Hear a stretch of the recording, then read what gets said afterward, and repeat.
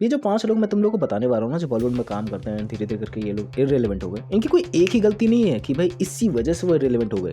And कहता हूँ कि भाई इनको खुद ही नहीं पता है कि क्या इन्होंने कर दिया है, जिस वजह से इनका करियर डाउनफॉल में चला गया, कि भाई इन एक्शंस की वजह से इनका पूरा ओवरऑल करियर डिस्ट्रॉय होगा। मैं पूरा ज्यादा नहीं खींचूंगा, मैं तुम लोगों को ऑलरेडी बता के चलता हूँ कि भाई इनके ही मिस्टेक्स है कहीं ना कहीं, जो इस वजह से इनका करियर डाउनफॉल में गया। या फिर कहता हूँ जो भी फीमेल एक्ट्रेसेस हैं उनका ज्यादातर लॉन्ग टर्म में चल ही नहीं सकता, क्योंकि फीमेल एक्ट्रेस को ज्यादा मेहनत करनी पड़ती है। मेल एक्ट्रेस अभी भी डोमिनेट करते हैं हर इंडस्ट्री में। अब मैं फेमिनिज्म वाले एंगल को नहीं टचअप करना चाहता हूँ, सॉरी फॉर इट। आगे बढ़ता सबसे पहले फर्स्ट कैंडिडेट से, दैट वाज अ गोविंदा। भाई इसकी रियलिटी जितनी ज्यादा तुम लोग को पता होते ज्यादा ही कंफ्यूजिंग भी है। Confusing in the sense of कि ना कि भाई बंदे को पता था कि भाई मैं सुपीरियर हूँ एक टाइम कर, मेरा जो बोलूंगा वही सब करेंगे। डायरेक्टर की बात ले लो, प्रोड्यूसर की बात ले लो कि हाँ भाई मेरे अकॉर्डिंग सब कुछ चीजें चलेंगी, बट मुझे अपने आप को सर पे नहीं चढ़ा। ये गलती भाई ने नहीं मानी कि भाई मेरे को ईगो रखना है, अपने अंदर एटीट्यूड रखना है कि भाई हाँ मैं बड़ा एक्टर हूँ, लेकिन मुझे डाउन टू अर्थ भी रहना है। मुझे लोगों की बातों को भी सुनना, मुझे टाइम को भी देखना, मुझे ऑडियंस के टेस्ट को भी देखना है कि भाई हाँ उस हिसाब से वो सब मूवीज चलती थी, अब उस हिसाब से वो सब मूवीज नहीं चलती, तो मुझे ये मूवीज को सेलेक्ट करना है, ये मूवीज को सेलेक्ट नहीं करना है। मुझे टाइम टू टाइम अपडेटेड रहना है ट्रेंड से, मुझे टाइम पे सेट्स पे जाना है, मुझे ईगो लड़ाइयाँ कम करनी है, मुझे अफेयर्स वगैरह कम करने हैं। मतलब वो अफेयर्स वगैरह करना तो लाजमी है ना कि भाई वो तो जरूरी है, तभी तुम एक बड़ा एक्टर बन पाओगे। डार्क रियलिटी एंड ईगो इस लेवल तक का बंदे का बढ़ गया कि भाई मैं कहूँ जो भी पुरानी मूवीज के टेस्ट हैं उसी को कैरी ऑन करना, नई मूवी के साथ अडॉप्ट नहीं होना, नए एक्टर्स को नहीं मानना, एंड ये भी नहीं मानना कि भाई मैं पुराना हो चुका हूँ, मेरा जो भी प्राइम टाइम था वो खत्म हो चुका है, प्राइम टाइम को मैं दोबारा ला सकता हूँ, लेकिन मुझे बहुत कुछ प्रैक्टिसेस करनी पड़ेंगी जो आज के एक्टर्स कर रहे हैं, उस हिसाब से मैं प्राइम टाइम को अपने वापस ला सकता हूँ। But we have to accept it कि भाई मैं एकदम मेन लीड रोल में नहीं रह सकता हूँ, अब मेरी वो वाली औकात नहीं रही है। We have to accept it, सबको एक्सेप्ट करना पड़ेगा कि भाई एक बार के बाद उसका ओवरऑल उस हिसाब से काम नहीं कर पाएगा, ओवरऑल उस हिसाब से जवान नहीं रहेगा, तो उस हिसाब से उसको वो रोल नहीं मिलेंगे। बट बंदे को बैक एंड में वो एक्सेप्टेंस ही नहीं थी, एंड बहुत लोगों के अंदर वो नहीं रहती है। मैं अपनी भी बात करूँ लेके चलो, मेरे को भी एक्सेप्टेंस नहीं रहती कि भाई ये कभी चैनल बड़ा होगा, कुछ होगा। फक भाई क्या रियलिटी में बोल देता हूँ, नहीं होगा, बड़ा होगा भाई ये चैनल, एक दिन बड़ा होगा बहुत ज्यादा।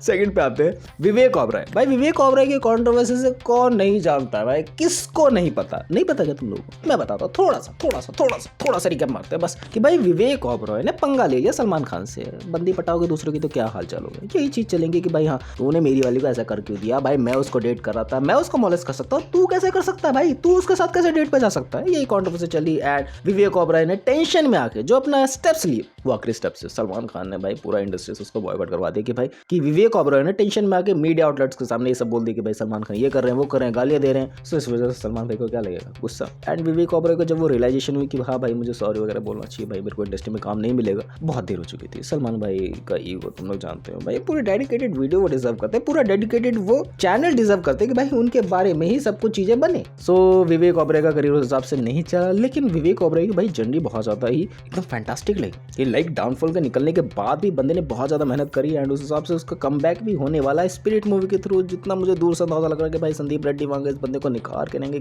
कि हाँ भाई एक नया बंदा चार्म होने वाला है, ये एक गुंडे का रोल अच्छे तरीके से निभा पाएगा जो गैंगस्टर मूवी से काइंड ऑफ रिलेटेबल। सो विवेक ओबराय ने अपना करियर डिस्ट्रॉय तो करा, काइंड ऑफ कमबैक करने वाला बंदा। अब बात लेके चले एक टाइम के महारथी भाई अमिताभ बच्चन के बेटे अभिषेक बच्चन। महारथी मैंने इसलिए बोला जानबूझ के क्योंकि तुम लोगों को रियलाइज हो कि भाई अमिताभ बच्चन भाई एक आइकॉनिक फिगर थे उस टाइम पे, एंड अभी भी है काइंड ऑफ। ऐसा नहीं है कि वो अपने रोल को शिफ्ट नहीं कर रहे हैं, ऐसा नहीं है वो स्क्रिप्ट चॉइसेस बेटर नहीं ले रहे हैं, लेकिन अभिषेक बच्चन ने क्या क्या गड़बड़े करी। देखो अभिषेक बच्चन ने कोई भी गड़बड़े नहीं करी, तुम रियली मानो ना। Abhishek Bachchan kind of good actor भी है, काइंड ऑफ अपना करियर अच्छे से संभाल लेता, मतलब अच्छे खासे पैसे कमा लेता अगर इस इंडस्ट्री में वो न्यू कमर होता या फिर वो अमिताभ बच्चन का बेटा नहीं होता। लेकिन अमिताभ बच्चन का बेटा होने के नाते ना भाई उसके कंधों पे इतनी सारी जिम्मेदारी आ गई कि भाई उसको एक बेटर रोल ही निभाना है। अगर वो बेटर रोल नहीं निभाएगा हम लोग कंपेयर करेंगे उसको उसके बाप से, क्योंकि हम लोग के अंदर वो दिमाग में इनबिल्ट चीज है कि भाई हाँ कंपैरिजन करना है हमें, भाई ये इसका लौंडा है, इसको बेटर एक्टिंग आनी चाहिए। बट तुम लोग को पता है भाई बेटर एक्टिंग मुझे कहीं भी नजर नहीं आती apart from Guru movie and एक दो मूवी जो मेरे को पास में रिमेंबर हो रही है। अपार्ट फ्रॉम इट कहीं भी उसकी बेटर एक्टिंग रिमेंबर नहीं होती मुझे, तुम लोगों को भी नहीं रिमेंबर होती होगी। मैं कह रहा हूँ कि भाई अगर वो एक न्यू कमर होता, प्रैक्टिस करता,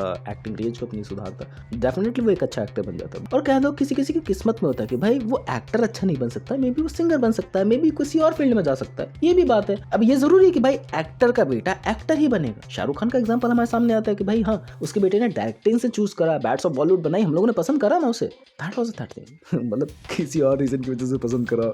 अमीषा पटेल की ऐसी बात लेके चलते, भाई बंदी आई, अच्छा काम करा, डिलीवर करा सब चीजें, लेकिन उस हिसाब से वो डोमिनेट नहीं कर पाई इंडस्ट्री को, क्योंकि फीमेल लीड को बहुत ज्यादा मेहनत करनी पड़ती है, जितना मैं मानता हूँ, एंड उस हिसाब से बंदे ने मेहनत नहीं करी है। गदर के अलावा मुझे कहीं भी उसकी एक्टिंग इंप्रेसिव नहीं लगी। तुम में से मेजॉरिटी जनता को भी कोई और इमेज दिमाग में याद नहीं आ रही होगी, भाई अमीषा पटेल सोच रहा हो तो हाँ भाई वो गदर वाला सिनेरियो ये दिमाग में आ रहा है, एंड उनकी सक्सेसफुल मूवीज काइंड ऑफ हमारे सामने है ही नहीं। एंड बंदा ऐसे ही एक्टर को ज्यादा कास्ट करना चाहेगा जो ब्यूटीफुल हो एंड साथ ही साथ उसको एक्टिंग रेंज भी आती है। बॉलीवुड में घुसने के लिए भाई एक्टिंग जरूरी है। मैं भी करोगे भाई, सुंदर फेस हो तब भी काम चल जाएगा, तुम लोग को ऑफर्स मिलेंगे, बट उसको तुम सस्टेन कर सकते हो, ये बहुत बड़ी दिक्कत है कि भाई तुम बन तो जाओगे भाई बॉलीवुड के बादशाह, लेकिन उसको मेंटेन कर पाओगे, ये बहुत बड़ी दिक्कत होती है। एंड मेजोरिटी ऑफ नहीं सस्टेन करके रख सकते क्योंकि उनके पास फाइनेंशियल वेल्थ नहीं है, उनके पास वो एक्सपीरियंसेस नहीं है, बहुत सारी चीज़ों की वो कमी के कारण ना नहीं बन पाते आगे। लेकिन लास्ट वाला सिनेरियो ना बहुत ज़्यादा डिफरेंट है भाई। शाइनी आहूजा के पास ओवरऑल सब कुछ चीज़ें इंडस्ट्री के अंदर बढ़िया चल रही थी, लेकिन अचानक से एक केस हुआ, बंदा पूरा बॉलीवुड से ही गायब हो गया। कमबैक करने की कोशिश करी, सब कुछ चीज़ें हुई, लेकिन उस एक केस की वजह से उसकी ओवरऑल रेपुटेशन पे जो दाग पड़ा ना वो अभी तक नहीं निकल पाया। अभी तक वो केस चल रहा है भाई इंडस्ट्री में। तुम लोगों को थोड़ा सा अंदाजा देता हूँ कि भाई शाइनी आहूजा के घर पे एक मेड काम करती थी, एंड उन्होंने उसके ऊपर वो वाले केसेस लगाते, एंड वो वाले केसेस की वजह से ही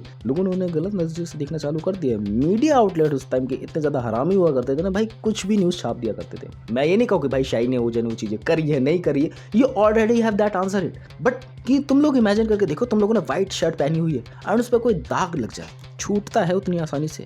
डेफिनेटली तुम लोग डिफरेंट तरीके की रेमेडीज अपना लो, थोड़ा सा दाग तो रह ही जाएगा। कि भाई बंदे ने बहुत ज्यादा एड्स करी स्टार्टिंग फेज में, फिर उसको मूवीज मिली एंड मूवीज में भी उससे सक्सेसफुल मूवीज मिलती गई, लेकिन अचानक से एक केस आया एंड पूरी इमेज की धज्जियां उड़ गई। एंड डेफिनेटली बंदा अगर एक्सपीरियंस होता है इस फील्ड में, और भी ज्यादा एक्सपीरियंस होते, लाइक 10-15 साल काम कर लिया होता ना, तब ये सब चीजें होती, बंदा आराम से हैंडल कर लेता उस चीजों को।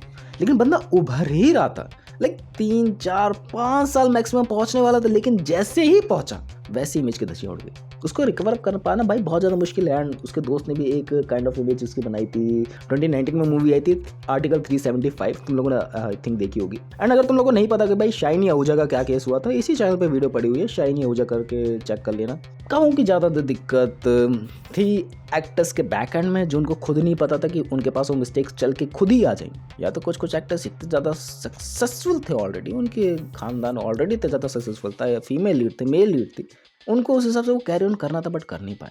अब ये नहीं कहूँ कि भाई उनके वो मिस्टेक्स थे, अब ये नहीं कहूँ कि भाई उनकी वजह से ही सब चीज़ें हो गई, बस हो गई, उनको खुद नहीं पता वो चीज़ें हो गई। ये चीज़ें आई थिंक तुम लोगों को समझ में आई होंगी कि भाई कैसे कैसे चीज़ें मार्केट में चलती हैं। एंड आई थिंक तुम लोगों को ऑलरेडी पता होगा कि भाई ये बॉलीवुड में किस हिसाब से चीज़ें चलती हैं। आज के मार्केट में वही टिका हुआ जिसके पास पैसा है, जिसके पास वेल्थ है, जिसके पास एक्सपीरियंसेस है इस फील्ड के अंदर, जिसके पास कनेक्शन है इस फील्ड पे, एंड जिसके पास कुछ भी एक चीज़ की कमी होती है, चाहे वेल्थ की चाहे कनेक्शन की, वो लंबी रेस का घोड़ा नहीं बढ़ पाता।